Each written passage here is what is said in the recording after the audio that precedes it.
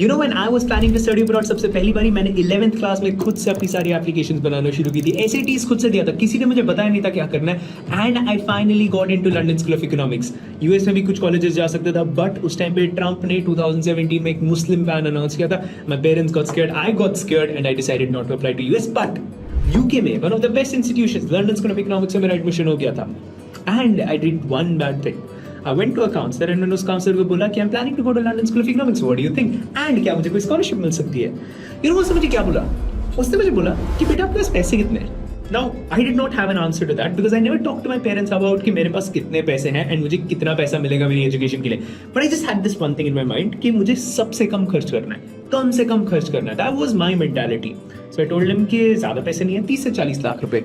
And he said कि आपकी हर साल की लंदन स्कूल ऑफ इकोनॉमिक्स की कॉस्ट 30 लाख रुपए है. That's only the tuition fees. Exact उसके word to word ऐसे लाइन थे. आपकी खाली ट्यूशन फीस 30 लाख रुपए है. आप 3 साल की डिग्री करने जा रहे हो. That is 90 लाख रुपीस बेटा.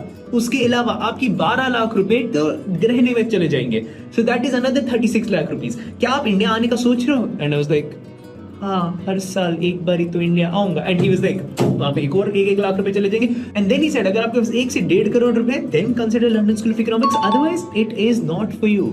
एंड मेरी फट गई बिकॉज मे बी वो सच बोल रहा था. एंड देन आई डिसाइडेड कि मैं उसकी बात सुन लेता हूँ. I applied to some shitty universities where I did get some scholarships. And then I just did not end up going abroad for my bachelors. क्या अगर मैं उस टाइम पे बैचलर्स के लिए अब्रॉड चला जाता लाइफ डिफरेंट होती? मे बी कोई अभी बड़ी कंपनी में चला रहा होता यूके में. अभी कंटेंट क्रिएट कर रहा हूं जिसके लिए लोग सब्सक्राइब भी नहीं करते. इतना सारा वैल्यू देता हूं, सब्सक्राइब भी नहीं करते. But yes, eventually I did end up going to Stanford. I did end up doing an MBA from Oxford. I did all those things. But उस टाइम पे ये एक चीज still one of the biggest regrets that I have. And in this video I want to break it down for you कि actually कितना खर्चा होता है एंड आपको क्या खर्चा लेके चलना चाहिए. देखो, tuition fees and living cost are your fixed cost. इसको मैं बैनर कॉस्ट बोलता हूँ कि ये आपको दूर से यही कॉस्ट दिखेगी एंड ये आपको देना है. बट क्या आप इसमें कमी कर सकते हो? आप कर सकते हो. अगर आप स्मार्ट होगे तो when you see your tuition fees you will try to get yourself a scholarship. अब आपका सवाल होना चाहिए कि कैसे स्कॉलरशिप मिल सकती है. अभी तक आपने मेरे इतने वीडियोस नहीं देखे कि स्कॉलरशिप कैसे मांगते हैं, यूनिवर्सिटी को कैसे बोलते हैं कि मेरे पास दूसरी यूनिवर्सिटी का भी एडमिशन है. How do you make the universities compete against their offers and be like कि मेरे पास वहां का भी ऑफर है, यहाँ का भी ऑफर है, give me a scholarship if I want to come to your university. Did I not tell you कि you have to apply early? I've already talked about all these things. अगर आपने ये video नहीं देखा, I will leave one video about how to get your tuition fees reduced at the end of this video. And वो video देखो. But yes, first thing जो आपकी banner cost है, that's not what you should be paying.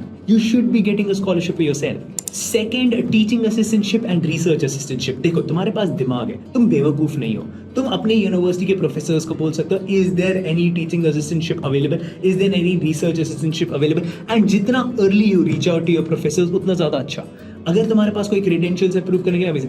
अब क्या होता है research assistantship, क्या होता है teaching assistantship? I do not want to waste time with that. But एक चीज समझ लो कि जो यूनिवर्सिटी में प्रोफेसर्स होते हैं वो सारा काम खुद से नहीं करते. वो लोगों को साथ लेते हैं कि आज तू मेरा आधा काम कर. इसमें आपका बेनिफिट क्या हो जाता है? They might end up recommending you for some scholarships. Second, they will give you funds. मतलब आपको पैसा दे देंगे, आपको ट्यूशन फीस कम करने में वो काफी हेल्प करेगा. इन जनरल स्टाइपेंड ही मान लो, स्टाइपेंड मिल जाएगी प्रोफेसर की तरफ से in the university regarding the course that you are doing. Maybe आपको बोल सकते हैं कि आप ये पेपर्स ग्रेड करो या फिर ये केस स्टडी बनाने में हेल्प करो, कुछ भी हो सकता है. But it pays really well. जो आपको बाहर मिनिमम वेज बनने वाला है उससे ज्यादा भी पे कर सकता है, बिकॉज आप ये थोड़ा सा दिमाग वाला काम कर रहे हो. मिनिमम वेज के बारे में तो बात करने वाला था, तो थर्ड आपका मिनिमम वेज हो जाएगा. आप कहीं पे भी काम कर लोगे, आपका लिविंग एक्सपेंसेस मोर और लेस सारे कवर हो जाने चाहिए.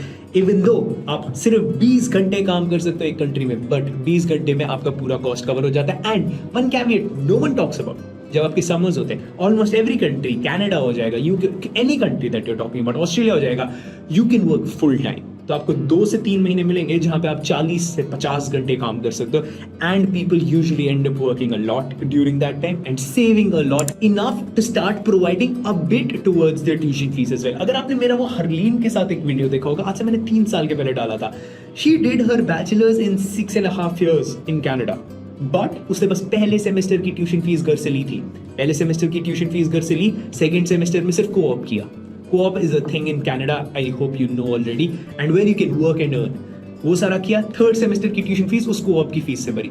फोर्थ सेमेस्टर करने से पहले जो उसका थर्ड सेमेस्टर टेक्निकली था, एक और को-ऑप किया, उसके बाद एक और को-ऑप किया, तो उसने जो आइडियली 4 साल लगने चाहिए थे 6.5 साल लिए, but she only took money from her parents for the first semester. बाकी at the end of the degree she started giving money to her parents, यहां से sending money, sending gifts to her parents. Now this co-op opportunity no one in India knows about it because no one talks about it. ये जो अच्छी चीजें हैं, अगर if you watched my channel, I have already talked about all these things, but when you sit and you in a silo and आपने ये सारी videos नहीं देखी थी, आपको ये सारी चीजें नहीं पता होती, यू जस्ट फील लाइक कि भाई बहुत ज्यादा देने वाला है मैं कॉस्ट, आपको ये सारी चीजें पता होनी चाहिए, you have to apply for these things। Fourth point is just a bit philosophical but just believe in yourself guys. आपको नेगेटिव बोलने के लिए ऑनलाइन हर एक बंदा मिलेगा, आप कोई भी जगह उठा लो, किसी भी जगह।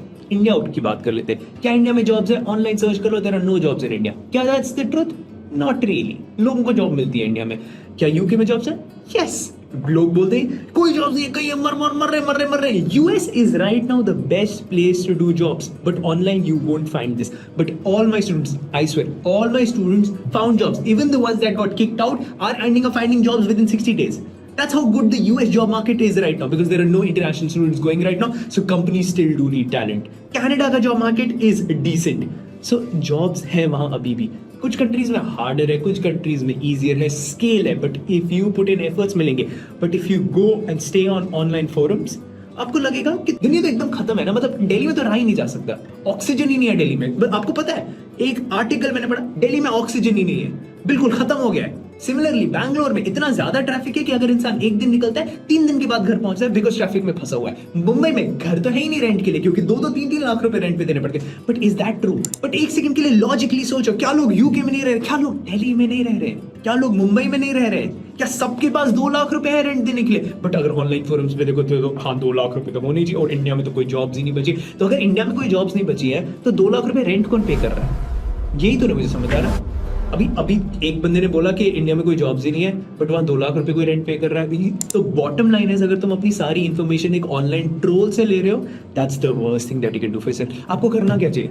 Talk to students who are in that university and ask them point blank कि आपके सीनियर्स में कितने लोगों को जॉब मिली, कितने लोग अभी भी यूके में। एक काम करो ना, talk to people whichever university you're planning to apply to, वहां के स्टूडेंट से पूछो कि कितने लोग अभी भी उस कंट्री में और कितने लोग इंडिया वापस आ गए। This will give you a very good idea कि देखो, if someone is staying back in that country, मतलब उसको कुछ ना कुछ मिला है। It's not going to be that bad for them कि वो कुछ नहीं मिला और फिर भी वहां बैठे पड़े हैं, नहीं होता। इन शॉर्ट, इंसान आधे साल के बाद वापस आ जाता है। तो talk to someone who graduated आज से 1 साल पहले कि बताओ यार कितने लोग इतने घटिया मार्केट में जॉब्स मिल पाए, and you will get an idea. At the same time if you think India is going to do well, actually not. AI सबसे ज्यादा जॉब्स कहां पे खा रहा है? किसकी खा रहा है? टेक की खा रहा है। टीसीएस का एक बारी शेयर प्राइस देख लो, इन्फोसिस का शेयर प्राइस देख लो। ये जो इंडिया चला रहे हैं जो कंपनीज, उनकी लगी पड़ी है। And at the same time tech की वजह से सब कुछ हिट होगा। टेक का ही पैसा फाइनेंस में जाता है, जो हमारे बैंक्स अच्छा कर रहे हैं ना इंडिया में, वही टेक का ही पैसा आ रहा है। इंडिया का majority of the export is tech. अगर इंडिया का टेक बैठ गया बिकॉज ऑफ एआई, क्योंकि हम लोग तो कुछ खास एआई में कर नहीं रहे, तो अगर इंडिया का टेक बैठ गया तो इंडिया में क्या जॉब्स बचेंगी?